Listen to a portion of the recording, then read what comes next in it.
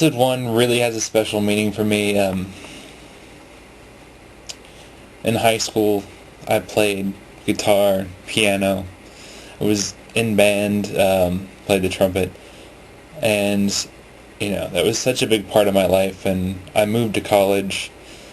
I'm studying engineering, and there's no time for any of that stuff. And in a way, it's kind of left me feeling a little dead. But watching you guys, it's given me the willingness to actually pick up some of my instruments and start goofing around again. And I've realized how important it is to keep the artistic side of me alive. You have your job, but that doesn't really define who you are. And to me, I needed something more than that.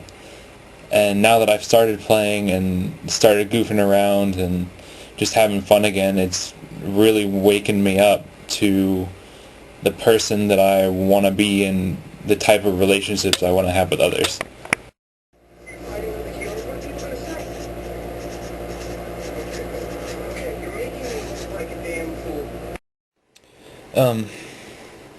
I really relate a lot with Susan in episode 2.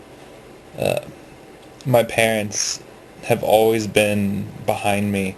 When I was little, I ran the gamut of sports, didn't like any of them. I did everything. This is my 9th grade art project.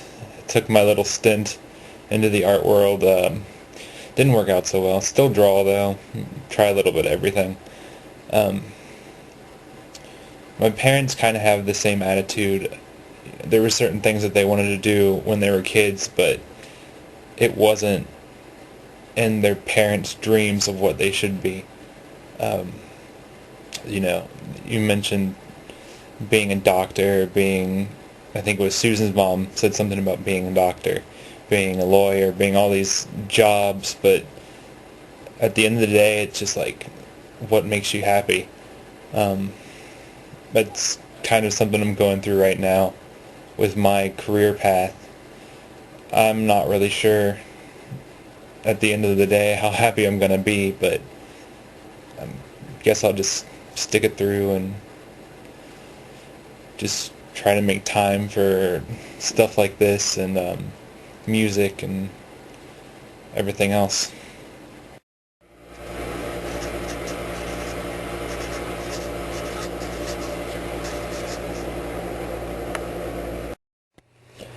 Obviously, one of the biggest ideas for Four-Eyed Monsters, revolves around relationships and, forging these relationships, especially through art, through, communication, through the notes in the movie.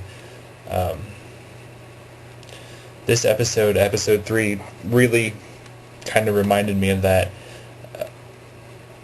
I have a lot of experience looking for somebody that shares the same goals, the same, artistic desires that I have. Someone who can understand, my thoughts, but through art and, interpretations of things.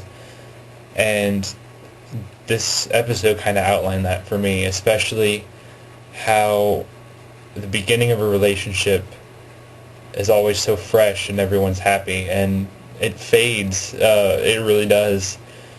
It just becomes two people that have two different ideas of what happiness is, and that's always been a problem for me. Hopefully in the future I'll be able to pass that and get over it, but now it's a big issue.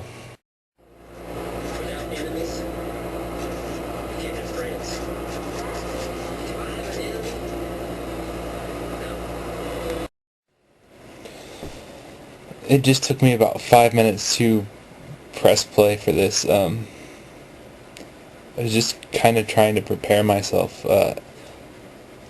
Episode 4 reminds me so much of the way I am. Failure scares the shit out of me. And the idea of having someone criticize or someone speak negatively about something that I've spent so much time on, there is nothing worse in my mind than rejection. Having somebody say, you know, if I draw something, that looks horrible, or any little thing like that. And that leads me not to be able to finish anything. It was funny, in the movie, Susan draws a picture of her foot and is just looking around. And my sketchbook is literally filled with tons of pictures of unfinished feet. It's incredible. Just not willing to take any type of jump.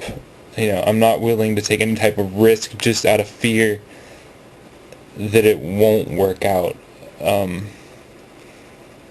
used to be horrified when I was little of having to do piano recitals.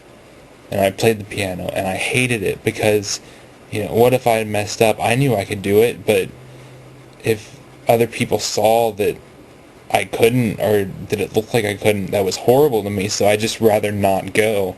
I'd rather chicken out and just end up, sitting at my house, because it's that horrifying to me to have someone say that's not good enough. And so I can really relate to Aaron and that idea of almost self-sabotage, of just subconsciously talking yourself out of doing something, or he falls asleep in the airport, and I've just had so many experiences like that because I'm just so goddamn scared to be rejected.